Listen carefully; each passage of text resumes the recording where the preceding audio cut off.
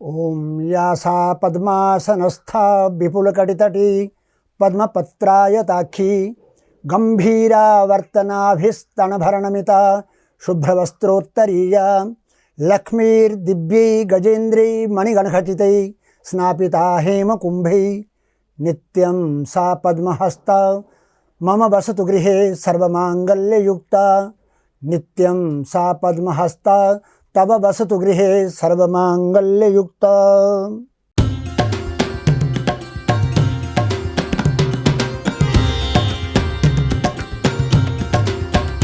सभी माता के भक्तों को, नवरात्र की उपासना करने वालों को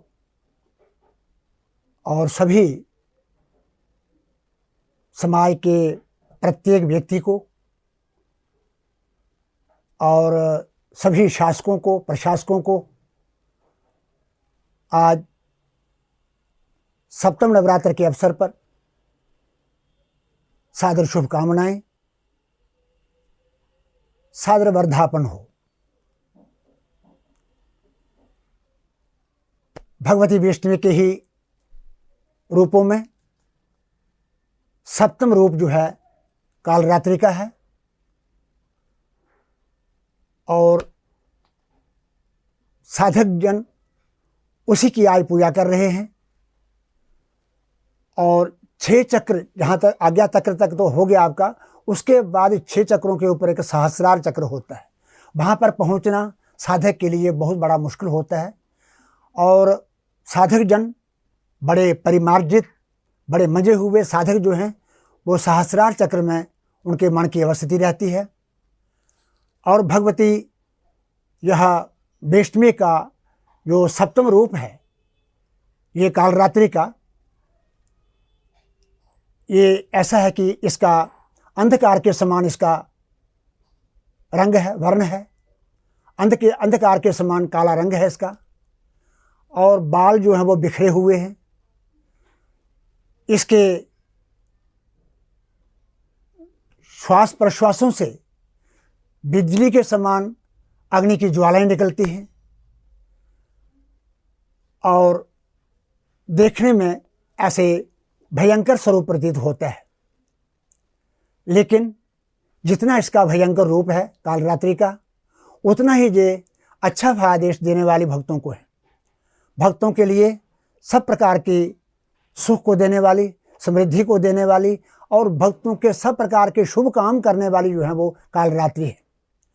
इसीलिए भगवती का कालरात्रि का दूसरा नाम शुभंकरी है। शुभं कल्याणं करोति इति शुभंकरी, जो कल्याण करती है, जो कल्याण कर देने वाली है, अच्छा करने वाली है, वो शुभंकरी भगवती कही जाती है। इस भगवती का ध्यान करने से मनुष्य के शोक, संताप आदि सब दूर होते हैं और इसकी उपासना से भूत प्रेत आदियों की बाधाएं जो हैं वो सारी बाधाएं दूर होती हैं, ग्रह बाधाएं दूर होती हैं और इसके जो उपासक हैं उनको कभी भी जल का भय नहीं होता, भूत का भय नहीं होता, अग्नि का भय नहीं होता, वायु का भय नहीं होता।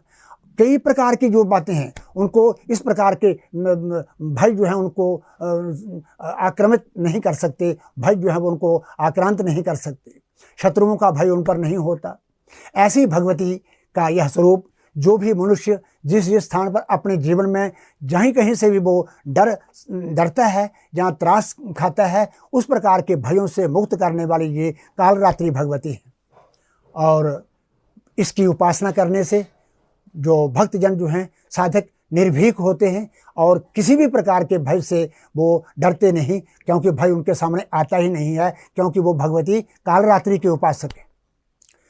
अब मैं आपसे ये कहूँगा कि भगवती कालरात्रि की जब आप उपासना करते हैं तो ध्यान से एक उस सहस्रार चक्र में, या सहस्रार चक्र तो ऊपर होता है, और उसका ध्यान अपने मन की अवस्थिति वहाँ पर कर करके जिस मंत्र को आप पढ़ रहे हैं, जिस मंत्र का आप जप कर रहे हैं, उस मंत्र का जप करते हुए, स्पष्ट अक्षरों से उसका जप करते हुए भगवती माँ का ध्यान कीजिए। और भगवती माँ जैसे जैसे आपके नवरात्र आगे बढ़े हैं और वैसे वैसे ही उन नवरात्रों में जो आपको फल प्राप्त होने वाले हैं, जो आपकी साधना जो है वो पूर्ण होने वाली है, उसमें कई प्रकार की विघ्न बाधाएं भी आने वाली।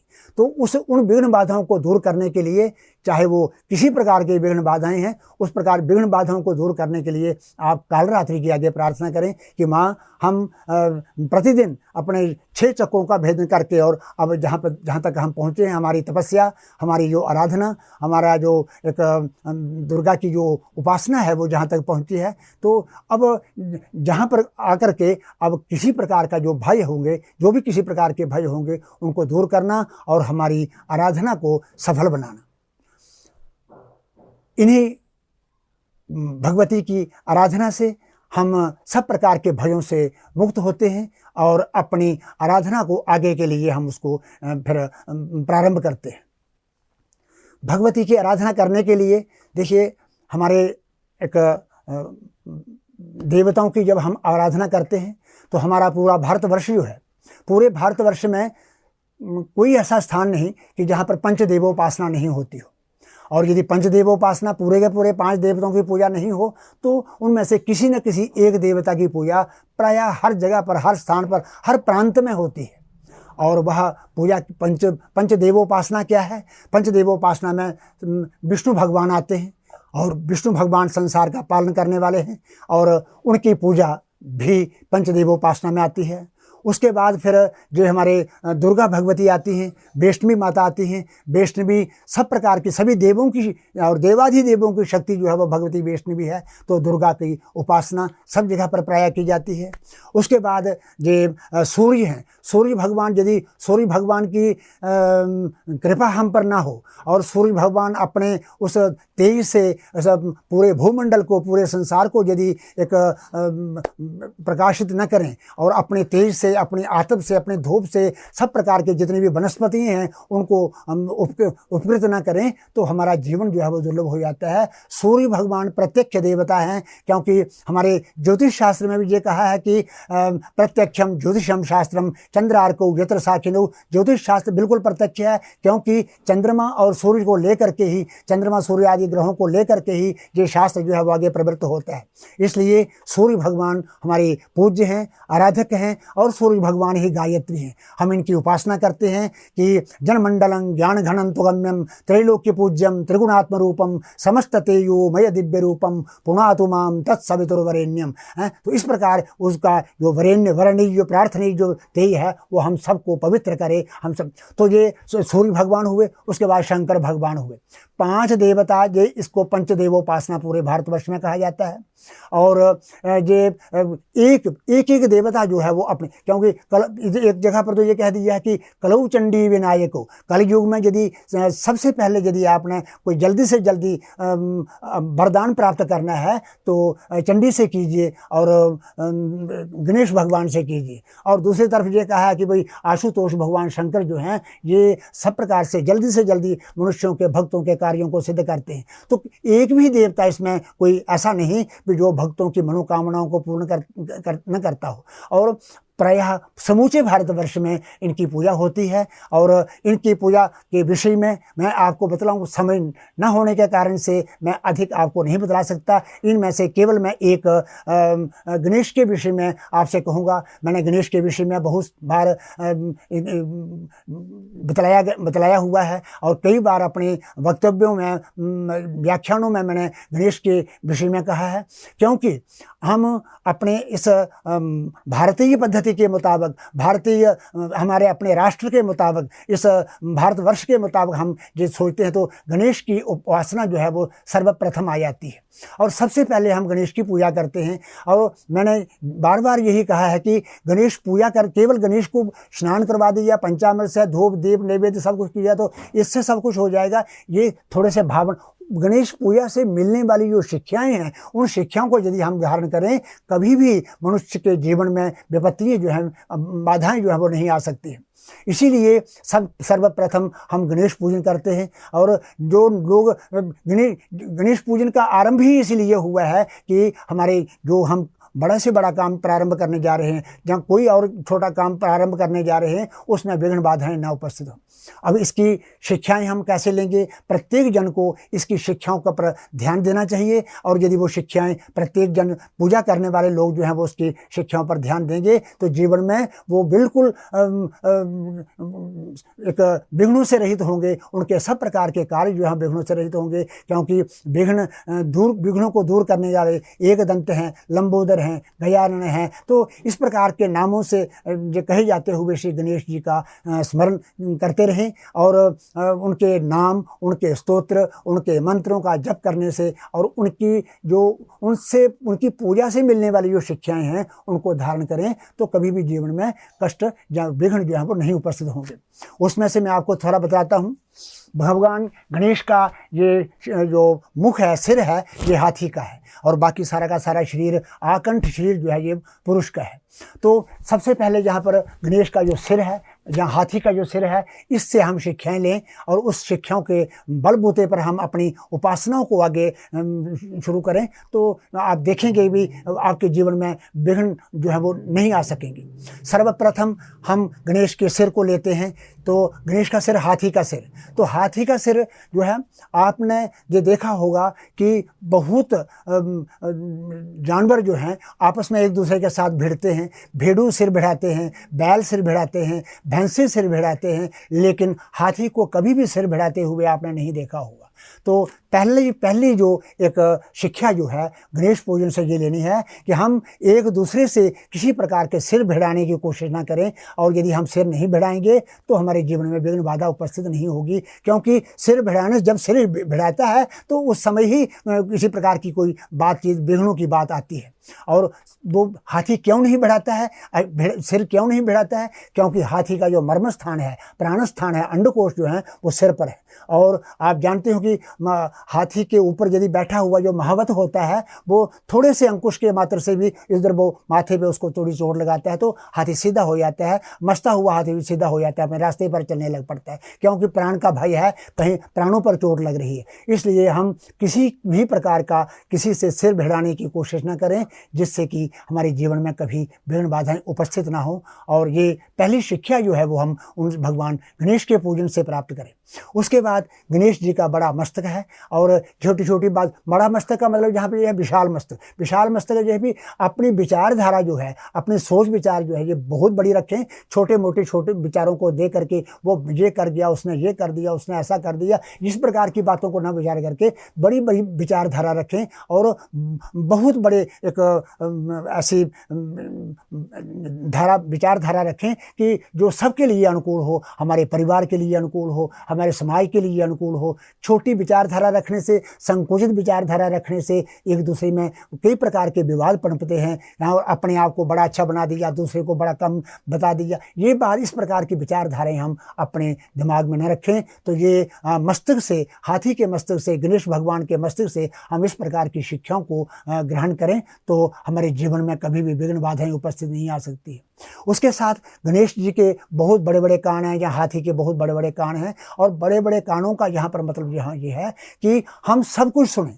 कोई निंदा कर रहा है, कोई चुगली कर रहा है, कोई गाली निकाल रहा है, कोई प्रशंसा कर रहा है, कोई कुछ कर रहा है, तो इन कानों में सब कुछ सुनने की शक्ति चाहिए। और यदि हम इन कानों से सब कुछ सुनेंगे, लेकिन उसके मुताबिक उस जो सुना हमने उसके मुताबिक हम अपनी बुद्धि से, दिमाग से काम लेके हमने क्या सुना, क्या नहीं सुना, और किस प्रकार से निंदा सुनी, चुगली सुनी या प्रशंसा सुनी, उस प्रकार से अपनी बुद्धि से काम लेकर के वैसा आचरण करें। ताकि ये नहीं है कि एक बात सुनी, किसी ने निंदा की, हाँ ये फलाना आदमी उसने की है या नहीं की है, लेकिन वो कुछ लोग कान के बड़े पतले होते हैं, उनके कान में थोड़ी सी बात जा करके कह दीजिए, वो एकदम तैयार होते हैं। उनको ये भी पता नहीं होता है वो वाणी की बात की है या नहीं की है, किसी ने गाली दी है या नहीं दी है, ये प्रशंसा की है या नहीं की है। वो इसलिए कान बड़े होना चाहिए, अर्थात इसमें निंदा, स्तुति इत्यादि सब कुछ समाने की शक्ति चाहिए। तो यदि ऐसा होगा तो जीवन में कभी भी विघ्न बाधाएं उपस्थित नहीं आ पाएंगी। उसके बाद आप देखते हैं कि हाथी की, जहाँ गणेश भगवान की आंखें बहुत, इतना बड़ा शरीर और छोटी छोटी आंखें हैं, लेकिन उन छोटी आंखों में इतना गुण है कि हाथी क्या करता है, जहाँ गणेश जी की आंखें जो हम क्या है कि अपने से दूसरे को हमेशा बड़ा देखती हैं, और छोटी सी चीज़ जो होगी वो उसको बहुत बड़ा दिखाई देती है। और जैसे कहते भी हैं कि हाथी को चींटी मार देती है, लेकिन मार कैसे नहीं सकती है, क्योंकि चींटी जब होगी वो छोटी सी होती है लेकिन उसको बहुत बड़ी दिखाई देती है। तो अपने सुंडा दंड से, सूंड से फुंकार कर कर करके उस चींटी को भी दूर भगा देता है। लेकिन तो इसका मतलब ये हो कि अपने से जो आदमी दूसरों को बड़ा समझता है, दूसरों को सम्मान देता है, दूसरों को बड़ा समझता है, उसके जीवन में कभी भी किसी प्रकार की विघ्न बाधाएं उपस्थित नहीं हो सकती। इसलिए अपने से दूसरों को हमेशा बड़ा समझना चाहिए। अपने आप को ही बड़ा समझने से कुछ नहीं होगा। दूसरों को यदि आप मान देंगे, सम्मान देंगे, बड़प्पन देंगे, उनका सम्मान करेंगे, तो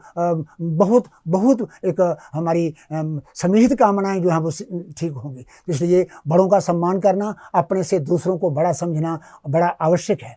क्योंकि यदि जो लोग दूसरों को बड़ा समझते हैं तो वो बहुत बहुत लाभ में रहते हैं और बहुत अच्छे रहते हैं।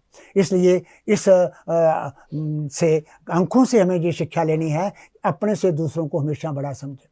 उसके बाद हाथी के दांत खाने को और दिखाने को और, तो हाथी का जो दांत दिखाने को और खाने को, इसकी ये क्यों कहावत हुई, इसका मतलब ये है कि भी हमारे जीवन में कई प्रकार की एक विरोधी आ जाते हैं, शत्रु आ जाते हैं। कोई किसी प्रकार के बिना कारण से ही इंसान के साथ शत्रुता करने लग पड़ते हैं, दुश्मनी करने लग पड़ते हैं। तो जो भी कोई दुश्मन है, शत्रु है, विरोधी है, प्रतिपक्षी है, तो उसके सामने जब जाओ, जब वो सामने आपके सामने आ जाए तो हंस करके अपने दांत को निकाल करके ही थोड़ा सा उसको बतलाइए, ताकि विरोधी जो है, प्रतिपक्षी जो है, शत्रु जो है, ये समझे कि ये तो हंस रहा है और ये तो प्रसन्न हो रहा है मेरे जाने पर। इसलिए उसके मन में यदि किसी प्रकार के गलत भाव भी होंगे तब भी उनको छोड़ देगा, क्योंकि आप हंस करके जब आपने उसको बात कह दी तो बहुत सी बाधाएं और बहुत से जो एक उसके हृदय में आपके साथ प्रतिकार करने के लिए, बदला लेने के लिए जो भावनाएं उठ रही थी, वो सारी की सारी शांत हो जाएंगी। इसलिए इनसे ये शिक्षा लेनी चाहिए कि विरोधी जो है, शत्रु जो है, प्रतिपक्षी जो है, कहीं पर भी हो उसके साथ हंस करके थोड़ा सा रहिए, और ताकि उसके हृदय में जो प्रतिकार लेने की जो भावना हो उसको छोड़ दे। इससे हमें ये शिक्षा हमेशा प्राप्त होनी चाहिए। उसके बाद हाथी के दांत के अंदर एक ऐसी चीज़ बैठी हुई है जो सबके लिए पुआड़े का कारण बनती है, सबके लिए वाद विवाद का, लड़ाई झगड़े का कारण बनती है। वो क्या है? जीभ के ये दांत जो हैं ये किला है, और जीभ के अंदर उसके बैठी हुई है। आपने कभी नहीं सुना होगा कि भाई जीभ को कोई कष्ट हुआ, जीभ को कोई मुक्का लगा, जीभ को छुरा लगा, कुछ नहीं होता है इसको। क्यों? और ले करती क्या है ये? अपने मुंह से कोई थोड़ी सी बात हुई तो 2-4 गालियाँ निकाल दी, भला बुरा कह दिया, और खुद तो ये चली जाती है अपने किले के अंदर, लेकिन जिसको निकाली है वो जूते तो वो दूसरा व्यक्ति खाता रहता है। उसके हाथ एक पकड़ लेता है, मुक्के से उसको हो जाता है, उसके केशों को पकड़ करके कर लेता है। तो मतलब ये है कि भाई अपनी जीव, अच्छा एक बात और, मतलब उसमें यह है कि संसार के जितने प्राणी हैं, हम सब की जीभें जो हैं वो पीछे से लेकर आगे की ओर लपकी हुई हैं, लेकिन जो हाथी या गणेश भगवान एक ऐसे हैं जिनकी जीभ जहाँ से शुरू होती है पीछे की ओर चली जाती है। तो ये एक सबसे बड़ी बात देखने वाली है। इससे ये शिक्षा हमको लेनी है कि अपनी जीभ पर नियंत्रण रखना चाहिए, अपनी जीभ को पीछे मोड़ देना चाहिए। कहीं कहीं पर कई लोग ऐसे होते हैं कि बात होती है तो उसके बाद झट से बात याद कही और उसके बाद वाद विवाद का कारण बन जाता है, लड़ाई झगड़े का कारण बन जाता है, दंगे फसाद हो जाते हैं जीभ के कारण से। स्वामी तुलसीदास ने भी ये कहा कि रही मन जिह्वा बामरी, कह गई स्वर्ग पताल, कही करी ते भीतर गई, जूते खाए कपाल। खुद तो जाग कह करके गाली शाली निकाल करके वो अंदर चली जाती है, और सिर को तो जूते झेलना पड़ते हैं, और मार जो है वो अपने शरीर को झेलना पड़ती है। इसलिए जीभ से हमें ये शिक्षा लेनी है, गणेश भगवान की जीभ से या हाथी की जीभ से, कि भाई हमें अपनी जीभ जो है हर समय मोड़ करके रखनी है, कहीं भी अनाप शनाप गलत हम ये जीभ जो किसी को कुछ कह ना दे जिससे कि दंगा फसाद हो जाए। इसलिए इस जीभ से ये शिक्षा लेनी है।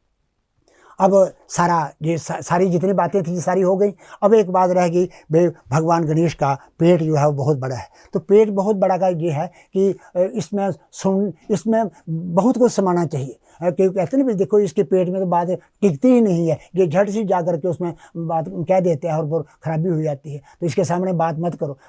पेट बड़ा होने का यहाँ पर मतलब यही है कि आप निंदा भी सुन लो, स्तुति भी सुन लो, कोई भी किसी प्रकार की बात सुन लो, इसमें पचा करके रखो। जब कोई आवश्यकता पड़े, ज़रूरत पड़े तो उसको निकालो, नहीं तो इसमें उन चीज़ों को जहाँ पर विशेष रूप से रखो। भी ये नहीं है अभी किसी ने किसी की निंदा की तो जा करके लड़ाई लगवा दो, आपको गाली निकाल रहा था, ये आपको वो कर रहा था। तो इस प्रकार से अब एक ही चीज़ रह गई गणेश पूजन से हमें शिक्षा लेने के लिए, वो है गणेश का, भगवान का जो वाहन चूहा। और चूहा जो है ये बहुत चंचल होता है। और आपने ये सुना भी है, पढ़ा भी है, देखा भी होगा कि भगवान कृष्ण ने भी ये कहा है कि चंचलं हि मनः कृष्ण प्रमाथि बलभद्रढ़ तस्याहं निग्रहं मन्ये वायोरिव सुदुष्करम। ये मन बहुत चंचल है और ये कहीं ध्यान में नहीं लगाने देता, किसी काम में नहीं लगने देता। कुछ काम में लगते हैं तो कई जगहों पर आगे पीछे विचरण करने लग पड़ता है, घूमने लग पड़ता है। इसलिए इस पर निग्रह होना जो है वो बड़ा आवश्यक है। तो जहाँ पर भगवान गणेश सब प्रकार के विघ्नों को दूर करते हैं, उन्होंने चूहे को क्यों रखा वहाँ पर अपना वाहन? इसलिए रखा कि जो ध्यान जिस देवता का वो ध्यान करना चाहता है, अपनी पढ़ाई पर ध्यान करना चाहता है, अपनी पढ़ाई में लगना चाहता है, या किसी भी काम विशेष में लगना चाहता है, तो मन जो है ये चंचल होने के नाते ये काम में लगने नहीं देता है। और नहीं लगने देने के कारण से क्या होता है, काम होता नहीं है।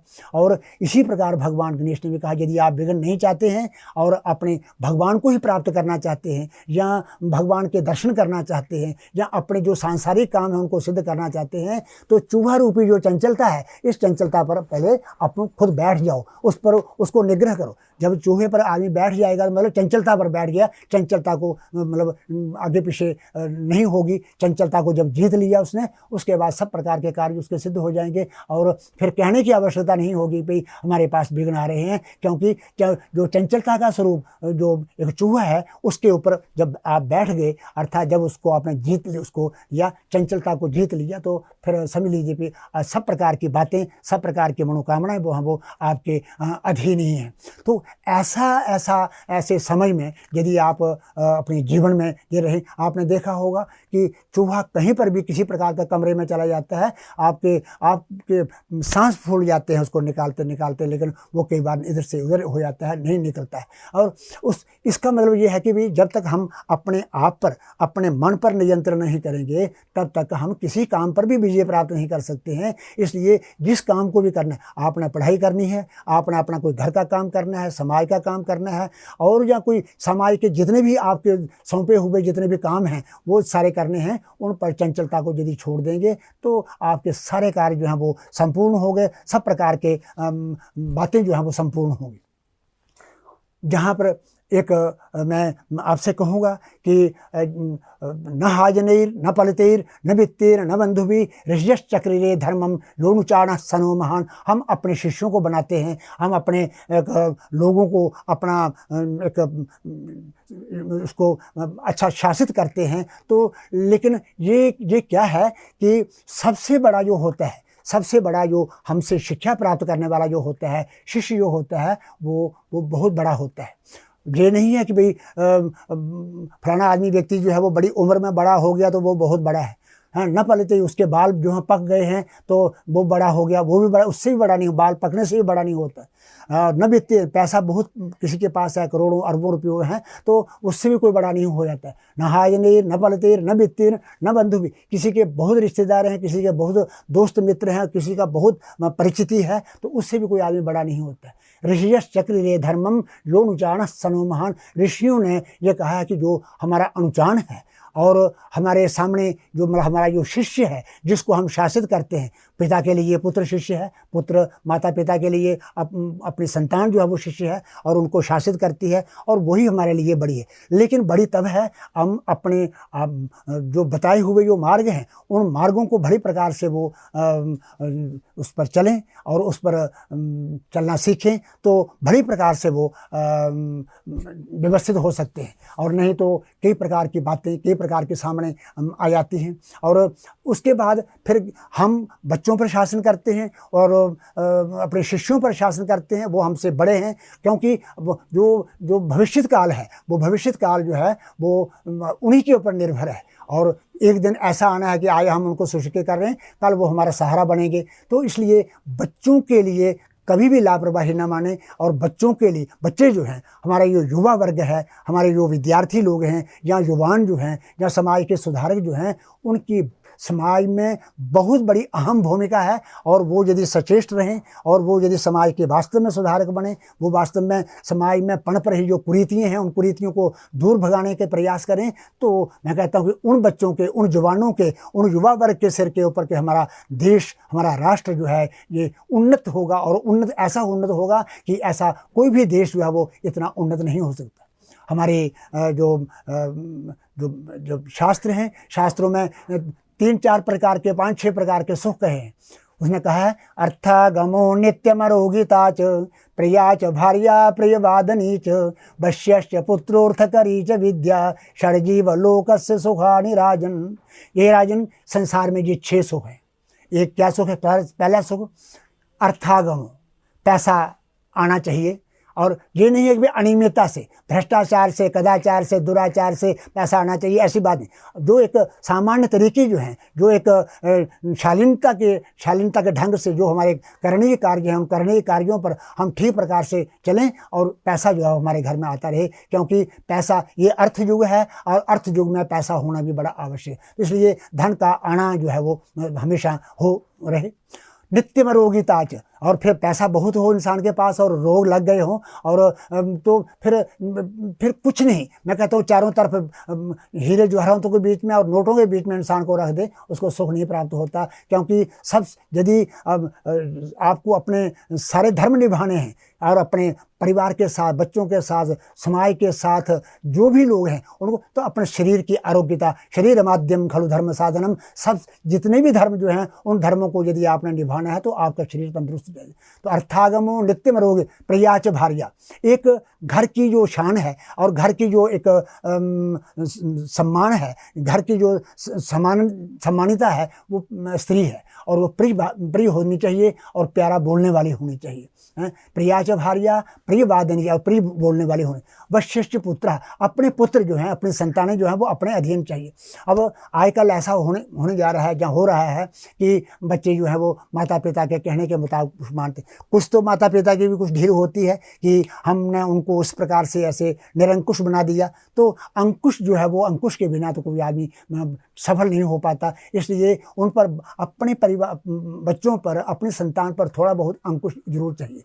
और उसके बाद अपनी धीरे धीरे ही उनको बतलाइए, अपनी परंपरा को बतलाइए, अपने खानदान के विषय में, अपनी संस्कृति के बारे में, अपने संस्कारों के बारे में, हम अपने बुजुर्गों के बारे में सब कुछ बताते चलिए। धीरे धीरे धीरे धीरे वो बच्चे जो हैं वो सुदृढ़ हो जाएंगे। लेकिन यदि हम उनको कुछ बतलाएंगे नहीं, हम कहेंगे आजकल सब कुछ चलता है, तो फिर सब कुछ चलता है, फिर एक दिन ऐसा आना है कि हमने दुखी भी हो जाना है, तो फिर वही आजकल सब कुछ चलता है वो हमको खराब कर जाएगा।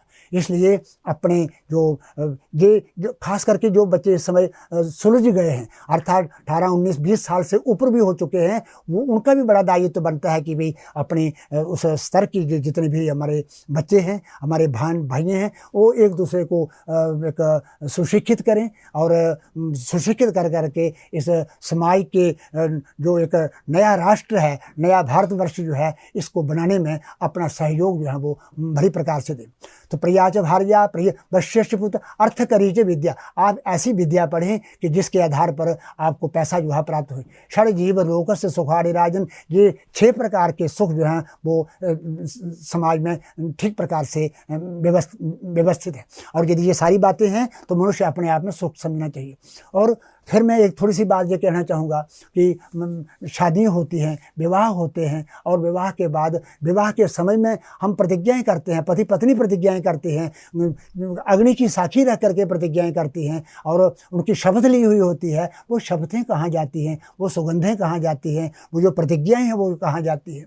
तो जब ये वहाँ पर एक मंत्र के माध्यम से कहा गया था शादी के समय में कि समानी वा कोटि समाना हृदयानि वा, हमारी वचन एक दूसरे के मुताबिक हों, एक दूसरे का परिपालक, आपकी वाणी मेरे वाणी के मुताबिक हो, मेरी वाणी आपके वाणी के मुताबिक हो, और हमारे हृदय जो है वो एक दूसरे के समान हो, आपका हृदय मेरे समान, मेरे हृदय में आपके समान। तो और ये बात अब कहाँ इस प्रकार की बात चलेगी। फिर जब ये बात कही थी कि भाई समन जंतु विश्वे देवा समापो हृदयारणौ सम्मातरिश्वा संधाता समुद्देष्ट दधातनु।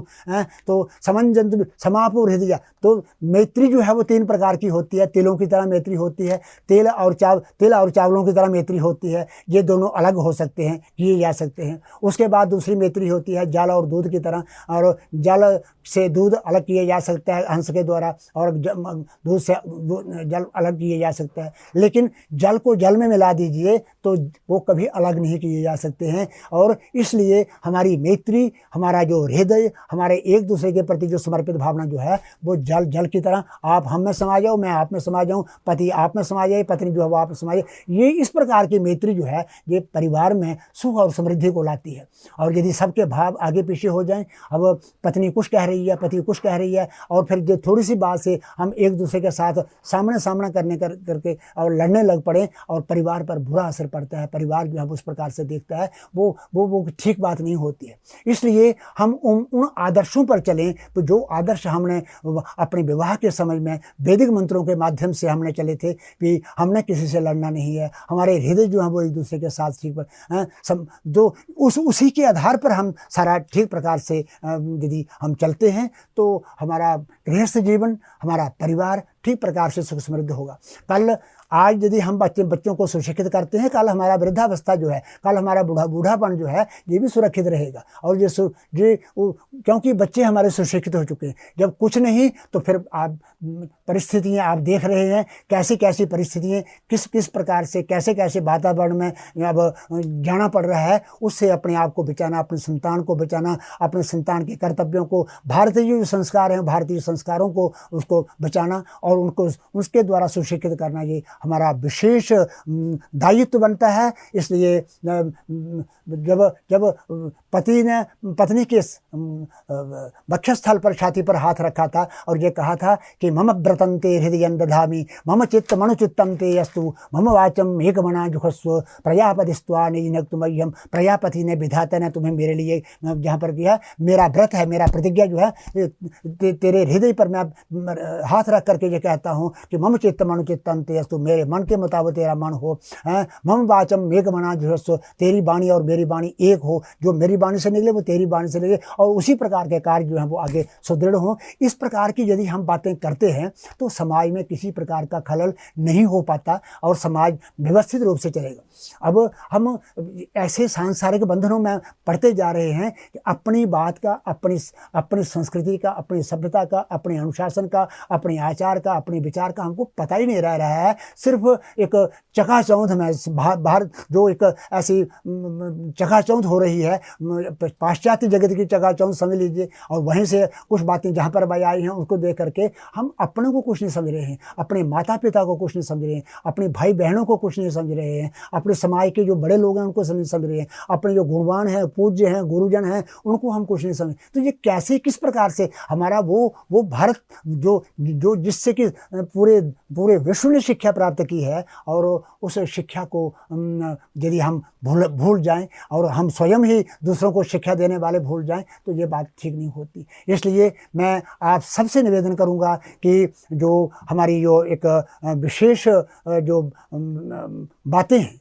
और हमारे भारतवर्ष की जो संस्कृति है, हमारी भारतवर्ष की जो सभ्यता है और हमारे भारतवर्ष के जो आचार विचार हैं, हमारे जो संस्कार हैं, उनके ऊपर हम आगे बढ़ें। और अब देखिए, राजा जो होता है, राजा क्या होता है, उधर तो माता पिता कर रहे हैं, उधर के दोस्त मित्र हैं, और राया बंधुर बंधु नाम, राया जो होता है वो बंधुओं का बंधु होता है, अर्थात मित्र होता है। और राया चक्षुर चक्षुषा, जिनकी आंखें भी नहीं हैं, राया उनकी आंखें होता है। और राया पिता च माता च, राया पिता होता है, राया माता होता है। सर्वेषां न्यायवर्ती नाम, सब प्रकार के न्याय। तो राजाओं का बड़ा कर्तव्य है, राजाओं की बड़ी अहम भूमिका है। जो शासक हैं, जो बड़े हैं, उनकी बड़ी अहम भूमिका है। मैं इन्हीं शब्दों के साथ साथ, अधिक समय का अभाव होने के कारण से हो सकता है मैं ज़्यादा कह गया हूँ, लेकिन समय का अभाव भाव होने के कारण से मैं अपनी वाणी को यहीं पर विराम दे रहा हूं और आपसे प्रार्थना कर रहा हूं कि यह सप्तम नवरात्र जो है